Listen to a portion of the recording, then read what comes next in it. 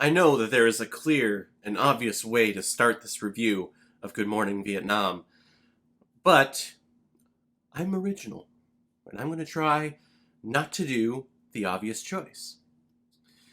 So, welcome. Well, welcome to Good Morning Vietnam!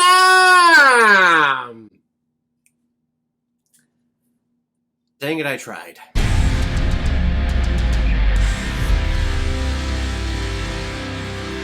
Good Morning Vietnam, released in 1987 and is directed by Barry Levinson, who's also directed such films like Rain Man, The Natural, and Bugsy. And this film is starring, of course, the late great Robin Williams, Forrest Whitaker, Robert Wuhl, Bruno Kirby, and Noble Willingham. The year is 1965, so America is deep in this thing called the Vietnam War. An airman second class Adrian Cronauer has just arrived in Saigon to become the new DJ for the Armed Forces radio service. But what they don't realize is that Adrian is played by Robin Williams, so they are going to get hours and hours and hours full of off-the-cuff, riffing, hilarious dialogue. However, a small vocal minority, and by minority I mean his commanding officers, do not find a lot of his jokes funny as they poke fun at a lot of very important people in the US government. So his commanding officers try to find anything and everything to get him out of Saigon, while Adrian is familiarizing himself with the local community. And this film also received an Academy Award nomination for, of course, the performance of Robin Williams. This is one of his most famous roles and one of his best roles, in my opinion. I haven't actually seen this movie a lot. This is maybe my third time seeing it, and I just forget how funny that man was. I think it's how long has it been? It's 2020, so is it 6 years now since he passed away after taking his life? I mean, that's...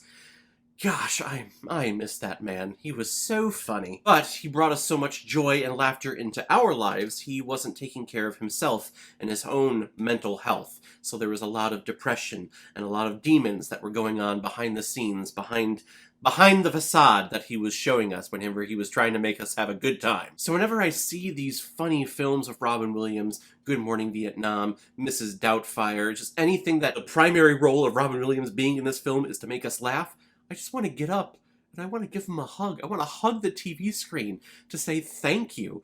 You're making me laugh, but also I know that there's something going on behind there, and I just want to frickin' give you a hug and tell you that everything is okay. To understand the process of Robin Williams figuring out how he is able to riff and improvise so well, I think it's an impossibility, because his mind just goes a million miles an hour, and all of us are just straggling behind. We're like, where did you just go? How did you get all the way over there? The race hasn't even started yet. And that's how he was with this film. Reading up on it, doing a little bit of research. Of course, I mean, it's obvious. The majority of his lines, especially when he was in the DJ role and in the DJ position, were almost completely improvised. I mean, take what we got on screen and ask yourself, how the hell could someone write dialogue to match that before it even happens? You can't do it. So you just say, hey Robin, here's the situation. It's Vietnam War. You're trying to make the soldiers laugh and at ease.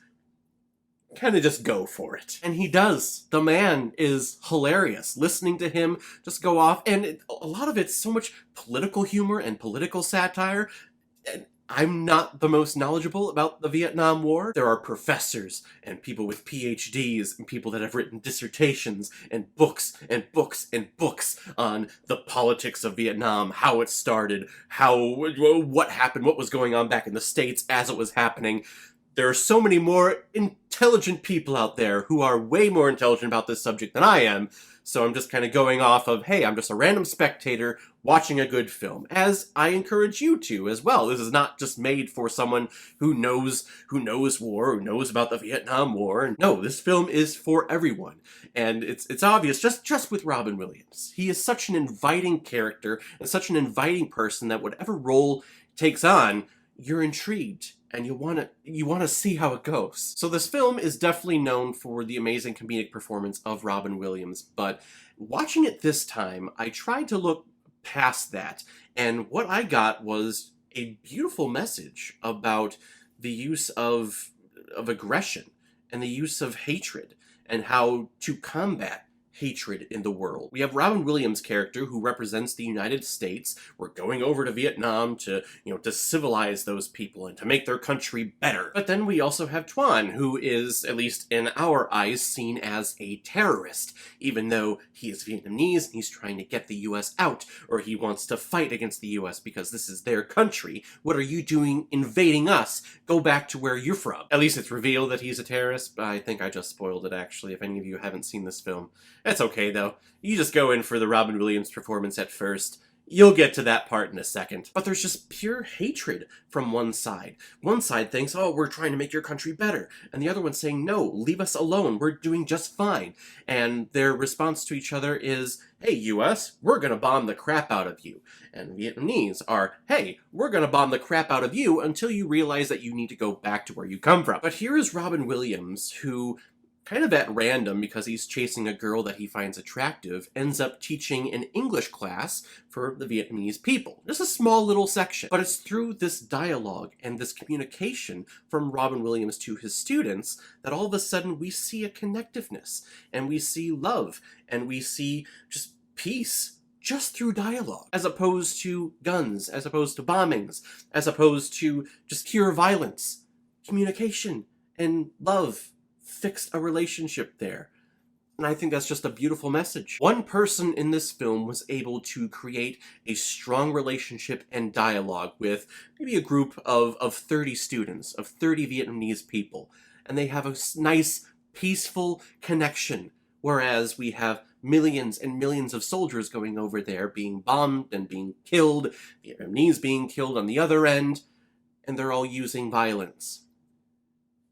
Tell me which way is better. And that's just one guy doing it. Imagine if we had an army going over there doing what Robin Williams did. Of course, that's kind of a mindset of all, sunshine and rainbows, but gosh, it seems like it worked in this film. It's a great movie, and I love how it tackles the subject of comedy and how subjective comedy is.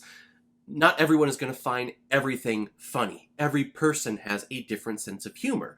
But comedy here is really to alleviate all of the pain and anxiety that these soldiers are feeling on a daily basis. Because they're out there in the field, they're out there in the jungle, they could be shot at any moment. Sometimes it's just nice to take 15 minutes or an hour listening to just some political satire, just listening to some jokes, listening to some comedy. Maybe someone that's doing some funny impersonations, or just talking in a funny way. It's just nice to hear that every once in a while. And it deals with the idea that, hey, that what you're saying, that's not funny. Again, comedy is subjective. Someone in the world, when they hear a joke, there's going to be at least one person that is going to take offense to a joke. That's what comedy does in some way. Comedy takes a subject, it blows it up, and it pokes fun at it. But if that one thing is sacred to, say, someone, that one person, they're not going to think it's funny, but they may find something else funny. Like, you could tell the simplest joke. Why did the chicken cross the road to get to the other side? And there's going to be one asphalter in the world that's going to be like, well, what do you have against asphalters? Huh? I worked really hard on that road. What, you think my job is funny? There is always going to be one person that's offended. And the lieutenant in this film that thinks he is funny and trying to tell Robin Williams that, hey, you're not funny, here are the jokes that you need to say and the music that you need to play, he is a little shit. I want to buy him for what he's worth and sell him for what he thinks he's worth. That's what I think of him. I don't understand why this film was not nominated for Best Picture. At least nominated for it. But it's a fantastic film. I think everyone should watch it. Definitely multiple times, just for Robin Williams' performances alone. But there's some nice depth here. And I think we always forget that about Robin Williams' performances. We always focus on the humor, and we always focus on the comedy and the laughs that he made us feel, but he was a brilliant actor, and his characters were always layered, and they made us feel things in here as well as outwardly with laughter. So, again, whenever I see him on screen doing comedy, I just want to give him a hug, because I miss that man. He was hilarious. He made me laugh, and he was a brilliant actor, and this film is a great representation of that. I'm going to give Good Morning Vietnam 4.5 out of 5 Blu-rays. It's good. It's good. Alright everyone, now comes my favorite part of my videos where I randomly select which movie I'm going to be watching next, so let's take a look. For it to load. The Bourne Identity. I'm glad we're starting with the first one. Actually, now that I think about it, this was... I want to say it's definitely... I can count on one hand how many franchises I have started watching mid-franchise. Usually I'm very good about catching the very first film in a franchise before I go see the second one. Or if I catch the second or third one on TV, I'm always caught up on what's happening before. But with this one, I remember I saw the second, the Supremacy? I think, yeah, Supremacy.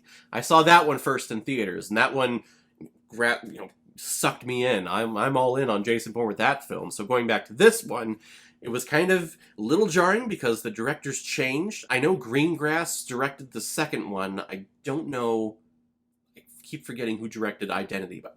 we'll get into this next time, so I'm excited for Bourne Identity. Hey, if any of you have recommendations of films that you want me to review on here, you can leave your recommendation below this video, or go to my Facebook page, my Instagram, or my Twitter and leave your recommendation there, and if I have access to it, I will watch, review it, and give you a shout out on the channel, and if you really want me to get it done as quickly as possible, you can make a PayPal donation on the main page of my YouTube channel. Any size donation will do, and you can attach your movie to your donation, and if I have access to it, I will expedite it to the front of the line and get your review done as quickly as I can. So guys, have you seen Good Morning Vietnam? What did you think about it? Or if you've never seen it before and you stumbled across it because of this video, then comment below, let me know what you thought about it. And as always, if you like what you see here, if you like my take on movies, then hit the subscribe button and make sure you hit that bell so you know the next time I release my next movie review. So guys, I will see you next time with my review of The Bourne Identity. So in the meantime, be well, be good to each other, and go watch a movie.